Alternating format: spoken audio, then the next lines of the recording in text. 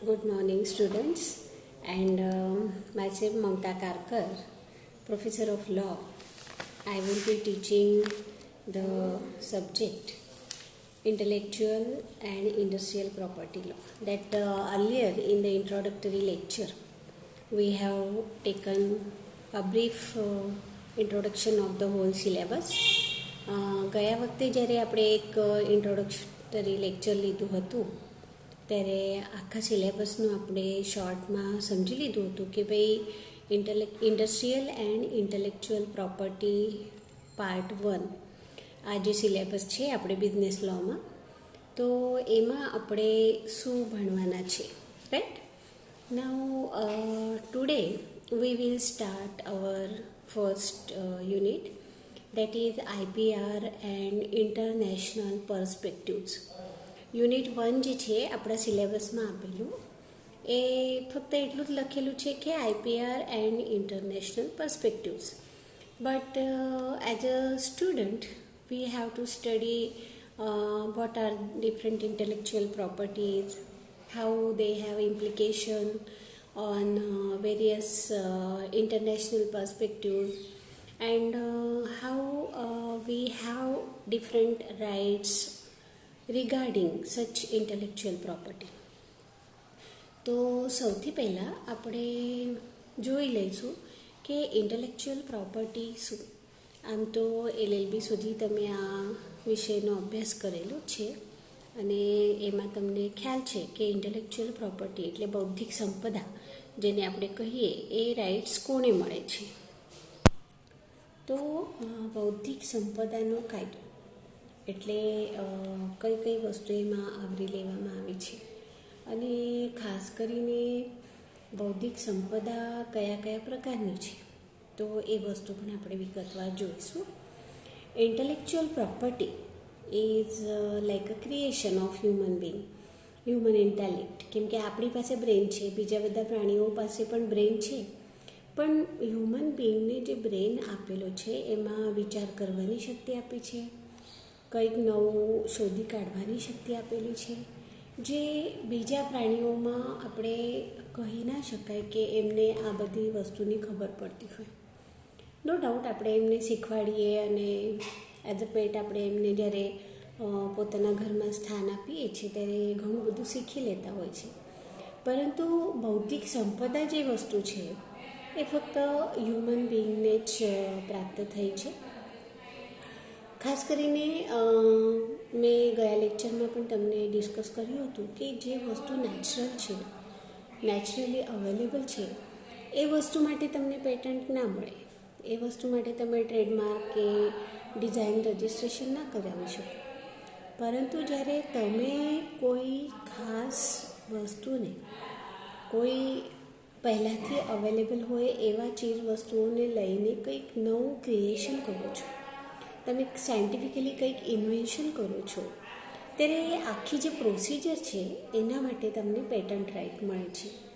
તમે જે પોતે કોઈ ખાસ ડિઝાઇન બનાવ્યું હશે, લોગો બનાવ્યો હશે, તો એના માટે તમને ટ્રેડમાર્ક અંડર તમે રજિસ્ટ્રેશન કરાવી શકો છો. તો આવી જ રીતે intellectual property as a creation of human intellect is found almost everywhere. આપણે જો જોઈશું તો બુક્સમાં છે, ફિલ્મ્સમાં છે, રેકોર્ડ્સમાં છે, મ્યુઝિક, આર્ટ, સોફ્ટવેર, આવી દરેક વસ્તુ છે. હવે એક સિમ્પલ એક્ઝામ્પલ આપણે લઈશું તો કાર આપણે યુઝ કરીએ, એ કાર પણ કેટલા કંપનીઓની આવે છે. એ કારમાં ભાઈ કાર ચલાવવા માટે 4 વ્હીલ્સ, એક બોડી, પેટ્રોલની ટાંકી અને એને એનર્જી આપવા માટે એક ઇન્જિન અને સ્ટિયરિંગ, આટલી વસ્તુ ઇનફ છે. તો પણ કંપની જે પ્રોડક્ટ બનાવે છે કારનું એ પોતપોતાની રીતે જાહેરાત કરતી હોય છે કે ભાઈ ફર્સ્ટ ડ્રાઈવ લઈ લો અને અમારી કંપનીની કારની જે વિશેષતાઓ છે એ સમજી લો, તમે આ કાર વસાવો એટલે તમારું ગૌરવ વધારી દેશે, it will be your pride, અને આવી ઘણી બધી એડવર્ટાઇઝ આપણે જોતા હોય છે. એમાં પાછું લક્ઝરિયસ કારની અલગ આખી એક અલગ શૃંખલા આવે છે, પછી SUVની અલગ શૃંખલા આવે છે, પછી ઇકોનોમિક કારની અલગ શૃંખલા આવે છે. તો what is this? That particular product, it is different from the other product which is given by that particular inventor.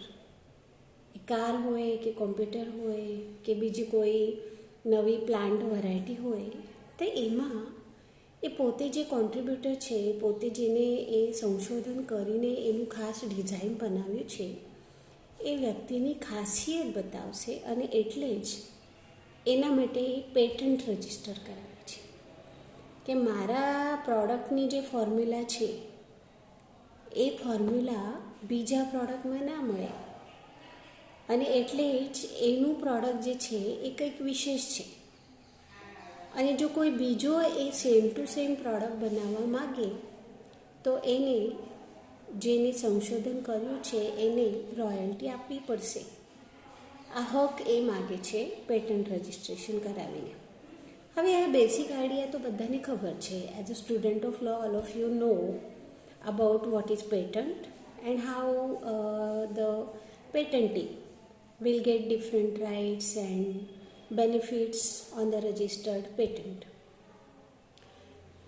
તો જોવા જઈએ તો દરેક વસ્તુમાં, એ ફિલ્મથી લઈને બુક્સ સુધી, તો કોમ્પ્યુટરથી લઈને નવી નવી દવાઓ નીકળે, એ વેક્સિન નીકળે કે પ્લાન્ટ વેરાયટી હોય અથવા સીડ્સ હોય, એ બધામાં જેને કંઈ સંશોધન કરીને નવીન વસ્તુની ખોજ કરી છે એને પેટન્ટ રાઇટ મળી શકે છે. The distinctive signs and features like the trademark or design which help us to choose the product that we can buy after recognizing different features of that product. જે પણ એની કંઈ આઈપી સિસ્ટમ બનાવેલી છે, જે પણ એનું કંઈક અલગ વિશેષણ છે એના, એ પ્રોડક્ટના, એના આધારે આપણે એને ચૂઝ કરતા હોય છે, સિલેક્ટ કરતા હોય છે. સો even the place of origin of a product that can have right to attach to it, or in the case of any such particular geographical speciality like Alphonso mango, જેવો તમે સાંભળ્યું છે, હાપુસ આંબા જેને કહીએ છીએ આપણે. એ અલ્ફાન્સો મેંગો એ જો કોકણમાં ઉગાડે તો એની એક અલગ ટેસ્ટ આવે, સુગંધ આવે. તો એ ત્યાંની ઉત્પાદન હોય, ત્યાંનું જ પ્રોડક્શન હોય, તો એના માટે જે એની પ્રાઇસ હશે એનું રીઝન પણ એ છે કે એ કોકણમાં જ સ્પેશિયલી એને ઉગાડ્યું છે. દાખલા તરીકે રત્નાગીરી હાફૂસ છે, દેવગઢ હાફૂસ છે, તો આ એની જાત છે અને એના ફીચર્સ જે છે એ ત્યાંના ભૌગોલિક પરિસ્થિતિના આધારે છે. જે કલમ ત્યાં વાવી છે, એ કલમમાંથી જે ઉત્પાદન મળે છે એની વિશિષ્ટતાઓ છે. તો એ કલમ જેને બનાવી હશે, એ પ્લાન્ટ વેરાયટી જેને બનાવી હશે, એને એનો હક મળી શકે છે, પેટન્ટ રાઇટ એને મળે છે. પરંતુ હવે એ જ કલમ લાવીને કોઈ બીજા દેશમાં, બીજા પ્રદેશમાં ઉગાડે તો એના features obviously not the same as it has been in the Konkan region, right? તો બીજે ત્યાં એને જો કલ્ટિવેટ કર્યું હશે, બીજે ત્યાં જો એને ઉગાડ્યું હશે, તો એ સરખા તો નહીં જ રહેવાના, નામ ભલે સરખા રહે. હા, એ કહી શકે છે કે આ ભાઈ કોકણનો જે રત્નાગીરી હાફૂસ છે એનું જ બીજ છે અને એનામાંથી જ નીકળેલો પ્રોડક્ટ છે, પરંતુ ફીચર્સમાં ડિફરન્સ આવશે, રાઈટ? તો this is what the benefit of the inventor. જો એને જિયોગ્રાફિકલી એને કલ્ટિવેટ કર્યું હશે, એને ઇન્ડેક્સ જો જિયોગ્રાફિકલી મળ્યો હશે, તો એને આ બેનિફિટ મળશે, બીજા પ્રોડક્ટ જે કરે છે એને નહીં મળે. તો આવી રીતે તમારે સમજવું પડશે કે પેટન્ટ રાઇટ જે છે એ પેટન્ટ રાઇટ્સ ઘણીવાર એના સ્પેશિયાલિટીને આધારિત મળે છે. સો હવે જે ઇન્ટેલેક્ચ્યુઅલ પ્રોપર્ટી રાઇટ સિસ્ટમ છે એ આજકાલ બહુ જ પ્રગતિમાં છે, કેમ કે આપણે જે અલગ અલગ મિક્સ્ડ ઇકોનોમી એડોપ્ટ કરેલી છે, અને મિક્સ્ડ ઇકોનોમીમાં આપણે મલ્ટીનેશનલ કંપનીઝ આપણે ત્યાં આવી જાય અને એમનું પ્રોડક્શન આપણને વેચે, આપણી કંપનીઓ બીજા દેશમાં જાય. ઇમ્પોર્ટ એક્સપોર્ટ તો હવે એક રેગ્યુલર પાર્ટ બની જ ગયો છે ગ્લોબલ માર્કેટિંગનો. ત્યારે ડિફરન્ટ વસ્તુઓ આપણને એકસાથે જોવા મળે. આપણી પાસે ચોઈસ છે અને આપણે એને ચૂઝ કરી શકાય છે કે કઈ પ્રોડક્ટ મારે લેવી અને કઈ પ્રોડક્ટ નહીં લેવી. ત્યારે ઇન્ટેલેક્ચ્યુઅલ પ્રોપર્ટી રાઇટ્સ બહુ મહત્ત્વપૂર્ણ બની ગયા છે. With the development in economic growth or the strategies of various countries, we have to understand what is the importance of intellectual property rights and how they should be protected under our country. So, the IPR system helps to spur the innovation and create a relationship of trust, both of which are crucial for creating and delivering better goods and services to the users and consumers.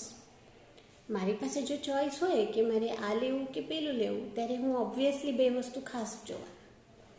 એક તો એની warranty કે guarantee જેને આપણે કહીએ છીએ એનું ટકાઉ પણ, અને બીજી વસ્તુ હોય છે પ્રાઇસ. રાઈટ? તો એ ઓછી પ્રાઇસમાં મને જે સૌથી સારું પ્રોડક્ટ આપશે એની પાસે ઓબ્વિયસલી આપણે જવાના. ત્યારે ઇન્ટેલેક્ચ્યુઅલ પ્રોપર્ટી રાઇટ્સમાં પણ કોઈ એક વ્યક્તિએ સારું એવું સંશોધન કરીને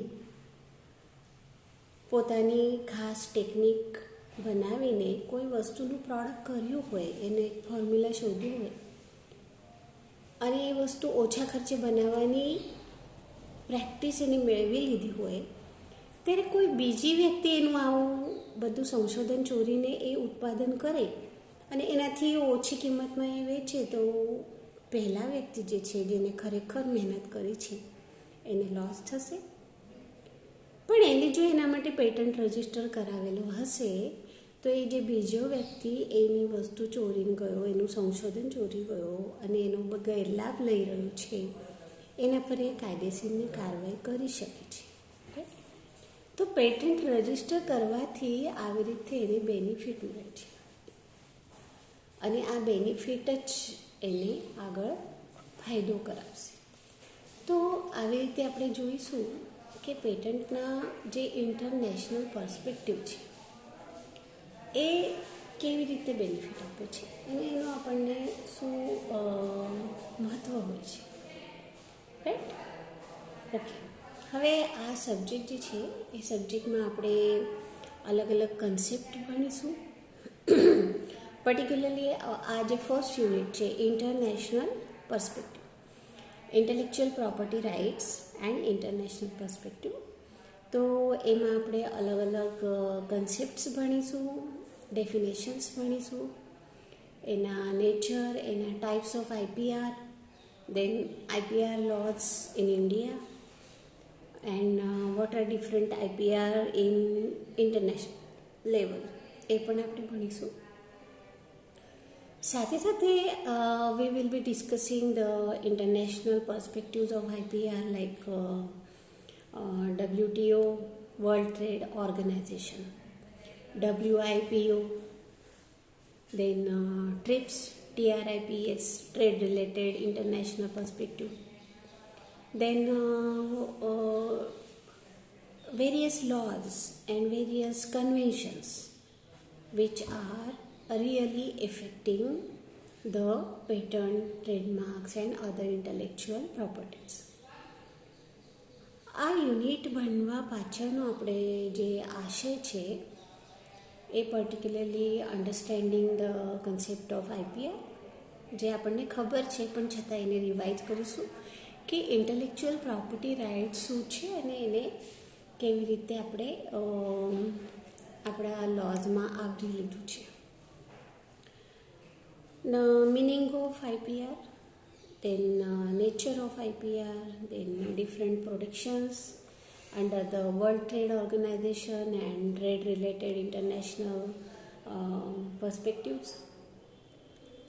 Then international level પર જે અલગ અલગ કાયદાઓ છે એના અંડરમાં આપણે કઈ ટ્રીટી ફોલો કરવી પડે અને કેવી રીતે એનું ઇમ્પ્લિકેશન હોય છે, પ્રભાવ કેવી રીતે પડે છે.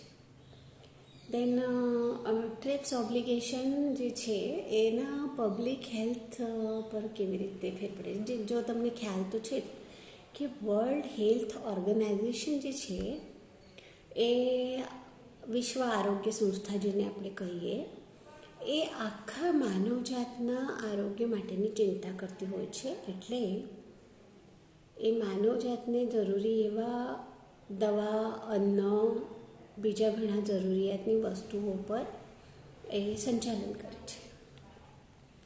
જ્યાં એ ઉપલબ્ધ નથી અથવા એવા દેશો જ્યાં એ ગરીબીના લીધે અથવા બીજા કોઈ રીઝનથી લઈ શકતા નથી, ત્યાં પ્રોવાઈડ કરવાની વ્યવસ્થા પણ WHO ઉપાડી લે છે.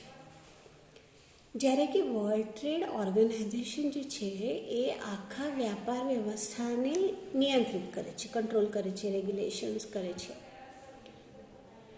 અને હવે આ બે ઇન્ટરનેશનલ ઇન્સ્ટ્રુમેન્ટાલિટીઝનો એકબીજા સાથે કેવો સંબંધ છે? કેમ કે પબ્લિક હેલ્થની જ્યારે વાત આવે છે ત્યારે આખા વિશ્વમાં આખા માનવ જગતના લગતા આરોગ્યના લગતા બધા પ્રશ્નોને આવરી લેવામાં આવે છે. જ્યારે કે વર્લ્ડ ટ્રેડ ઓર્ગેનાઇઝેશનની વાત આવે ત્યારે એ વ્યાપારીકરણની વાત કરે છે, સંધિની વાત કરે છે અને પ્રોફિટની વાત કરે છે. કેમ કે કોઈને પણ વ્યાપાર કરતી વખતે પ્રોફિટમાં જ ઇન્ટરેસ્ટ હોવાનો. ત્યારે how they are related to each other and particularly how TRIPS the trade related aspect of international property rights effect on WTO and WHO. એ આપણું ખાસ અભ્યાસનો વિષય રહેશે. તો સૌથી પહેલાં આપણે જોઈશું કે કેવી રીતે આ વર્લ્ડ ટ્રેડ ઓર્ગેનાઇઝેશન ઇફેક્ટ કરે છે. તો આપણા યુનિટનું શરૂઆત આપણે કરીશું કે વોટ આર ધ IPR, અલગ અલગ જે ઇન્ટેલેક્ચ્યુઅલ પ્રોપર્ટી રાઇટ્સ છે એ શું છે. So the term that IPR, intellectual property right, is a broad term and particularly it gives special rights to the person who scientifically invents something or develops his own scientific method for a particular product from natural substance to some other substance. આ એવું છે કે industrial હોય કે શાસ્ત્રીય સંશોધન પદ્ધતિ હોય, લિટરરી એટલે સાહિત્યિક હોઈ શકે, આર્ટિસ્ટિક જેવું કે મ્યુઝિક છે, પેઇન્ટિંગ છે, ડ્રોઈંગ છે, સ્કેચ છે, કે પછી જિયોગ્રાફી હોઈ શકે અથવા બાયોલોજિકલ પ્રોડક્ટ હોઈ શકે. એમાં એને પોતાની આવડતથી, પોતાના જ્ઞાનથી નવા પ્રોડક્ટનું સંશોધન કર્યું હશે, નવી એવી વસ્તુ બનાવી હશે, તો એના માટે એને પ્રોપર્ટી રાઇટ મળે છે. The conventions established under WIPO defines intellectual property. એ શું કહે છે કે સૌથી પહેલાં આપણે પેરિસ કન્વેન્શનની વાત કરી શકાય. પેરિસ કન્વેન્શન તો ઇન્ટેલેક્ચ્યુઅલ પ્રોપર્ટી રાઇટની ડેફિનેશન પેરિસ કન્વેન્શનમાં કહેવામાં આવી છે. સાથે સાથે ઇન્ટેલેક્ચ્યુઅલ પ્રોપર્ટી જે છે એ ટર્મ આપણે ઇન્ડસ્ટ્રીયલ પ્રોપર્ટી પણ આવરી લેવામાં આવ્યું છે. એમાં જેવું કે ટ્રેડમાર્ક છે, ડિઝાઇન છે, સર્વિસ માર્ક છે, કમર્શિયલ નેમ્સ એન્ડ ડેઝિગ્નેશન્સ છે, પછી indications for source and appellation of origin છે. તમને પેલું રસગુલ્લા માટેનો વિવાદ તો ખ્યાલ હશે ને કે ભાઈ આ ઓરિસ્સાનો છે કે પશ્ચિમ બંગાળનો છે રસગુલ્લા. તો છેલ્લે તો એ પશ્ચિમ બંગાળને મળી ગયો કે એ મીઠાઈ ક્યાંની ઓરિજિનેટેડ છે. તો આવી રીતે જે છે એ ઘણીવાર જિયોગ્રાફિકલ ઇન્ડિકેશન માટે પણ વાત થતા હોય છે. તો આ બધાને આપણે ઇન્ટેલેક્ચ્યુઅલ પ્રોપર્ટી અને ઇન્ડસ્ટ્રીયલ પ્રોપર્ટીમાં આવરી લીધું છે. તો what was the main objective of Paris Convention? The Paris Convention provides that the protection of industrial property like patents, utility models, then industrial designs, trademarks, service marks, and repression of unfair competition, they all are included under the intellectual property rights. Now, the World Intellectual Property Organization, WIPO, that defines the intellectual property in a broad sense, like the rights relating to literary, artistic, and scientific works, performance of performing artists, then inventions in all fields of human endeavor, scientific discoveries, and industrial designs, and other that trademarks, service marks, protection against unfair competition. So the definition given under WIPO, World Intellectual Property Organization, is broader than the definition that has been given by the Paris Convention, right? So one thing is common, whatever it may be. If some person has invented something, it has formulated something different from the others, and he has made a particular efforts for that invention, then he can have the patent right over it. If he registers, he applies for it. So this definition, although comprehensive, there are certain differences between both the definition, but it is a new form of property which got greater recognition, right? So the intellectual property is a property which is invented by a human being with the help of his own knowledge, efforts, and some scientific procedure.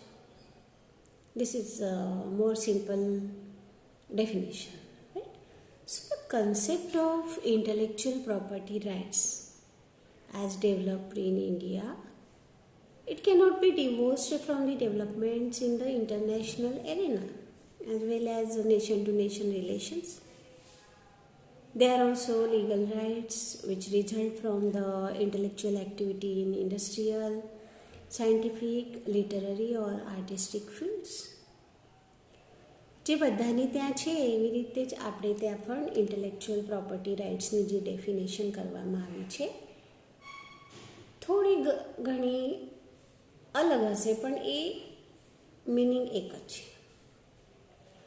So the intellectual property rights જે છે એ legal right પણ છે અને એ legal રાઇટના અંડરમાં જે કોઈ વ્યક્તિએ intellectual property માટે દાવા કર્યો હશે, એના માટે એપ્લિકેશન કર્યું હશે, એને પોતે કરેલા સંશોધન માટે એ પ્રોડક્ટ માટે રોયલ્ટી મળે છે, નામ મળે છે, પૈસા મળે છે, અમુક એવા અધિકાર મળે છે કે જે અધિકાર કોઈ છીનવી ના શકે અને કોઈ અનૈતિક રીતે એ અધિકારો પર અતિક્રમણ કરશે તો એને કાયદાકીય કાર્યવાહીનો પણ અધિકાર એના પર મળે છે, રાઈટ? તો આજના વિડીયો લેક્ચરમાં આપણે અહીંયા જ રોકાઈ જઈશું. આ લેક્ચરનું મેઇન ઇન્ટેન્શન એવું છે કે આપણે ફર્સ્ટ યુનિટને સ્ટાર્ટ કર્યું છે કે ઇન્ટેલેક્ચ્યુઅલ પ્રોપર્ટી રાઇટ્સ શું છે અને એના ઇન્ટરનેશનલ પર્સ્પેક્ટિવ કેવી રીતે આપણે અભ્યાસમાં આગળ લઈશું. તો નેક્સ્ટ લેક્ચરમાં આપણે વધારે વિસ્તૃત રીતે જોઈશું, રાઈટ? તો આ લેક્ચર નોટને તમે વ્યવસ્થિત સાંભળી લેજો અને નેક્સ્ટ લેક્ચરમાં આપણે આ જ યુનિટને ફરીથી કન્ટિન્યુ કરીશું. Okay, by.